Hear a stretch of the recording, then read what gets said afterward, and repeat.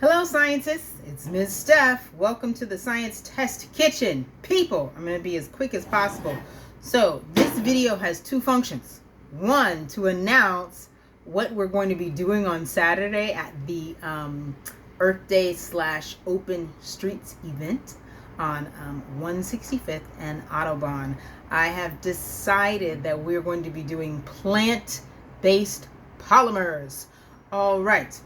Second function is for my students that I have this afternoon, y'all. I want you to see what I'm putting inside of our thing that we're going to be using during our class today. All right, does that sound good? I hope so. So yeah, so I have I'm using this size scoop for everything. I put in 3 of these scoops of cornstarch. Let me grab over here that stuff. Okay, 3 scoops of cornstarch, and then I used 1 scoop of the agar-agar.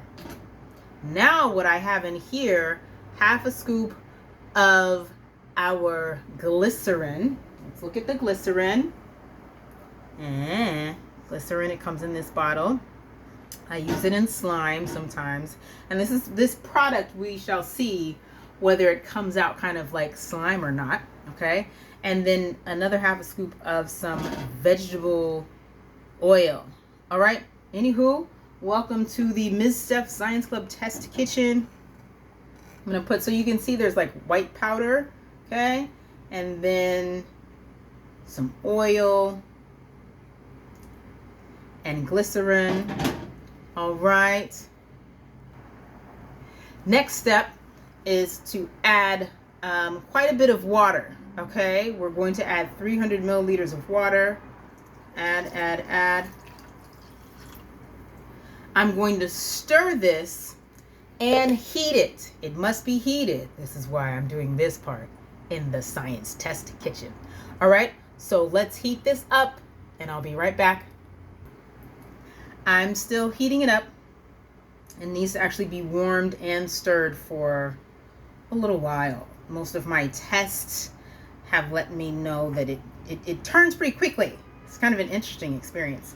But as you can see, it's got a bit of a bluish greenish situation, and I picked those colors, right? I'm mixing blue and green together. I picked that in honor of Earth Day. All right. Earth Day is celebrated on April 22nd annually across the world. It is an international holiday. All right, so I'm going to continue. I need to put this back on the heat, and I'll let you see what happens to it in a bit. All right, folks, I want you to see this. I don't know if you're going to be able to tell, but it's starting to become a bit translucent, and it's thickening a lot. Okay, so you see how it's really changing. You notice that? The texture is changing. Okay, it's experiencing a transformation. You see how I can now mix it like that? You know I can mix it like that before.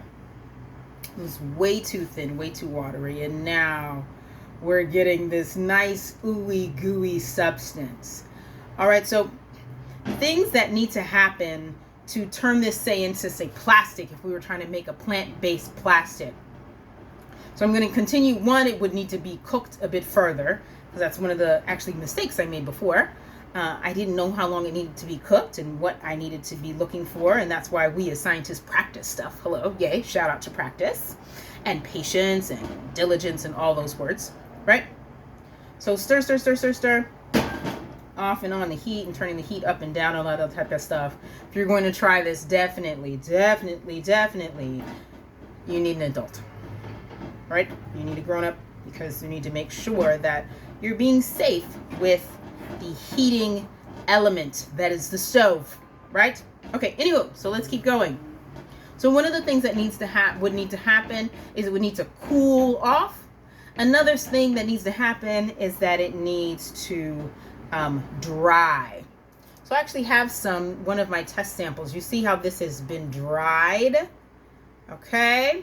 And yes, everybody, I don't know how many people know how much I like orange. A lot of people know that I like purple, but I like orange as well. So I was using that as my test. That's proof that I actually did test this out. You see how goopy it's getting? But yet it's not quite done. It's not done enough. You'll see later today in class, for my friends that'll be with me in class later, in person, okay? You'll see later in class what it looks like when it's completely done.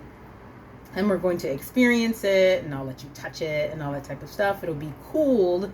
But again, if we wanted to turn it into plastic or something like plastic wrap, or even like plastic jewelry that's environmentally friendly, it would need to cool and dry.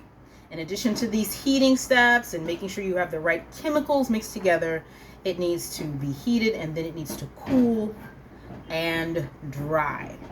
All right, folks, that's pretty much it for now for this video. If you're in class with me, listen to In Class with Stephanie. And for those of you who are joining us on Saturday, feel free, come on up to 166th and Audubon Avenue. That's in Northern Manhattan for those of you who are watching this from outside of New York City. And shout out to you, and thank you so much for watching and supporting. And I look forward to seeing you all at another time. Have an absolutely wonderful, awesome, scientific day. Peace out.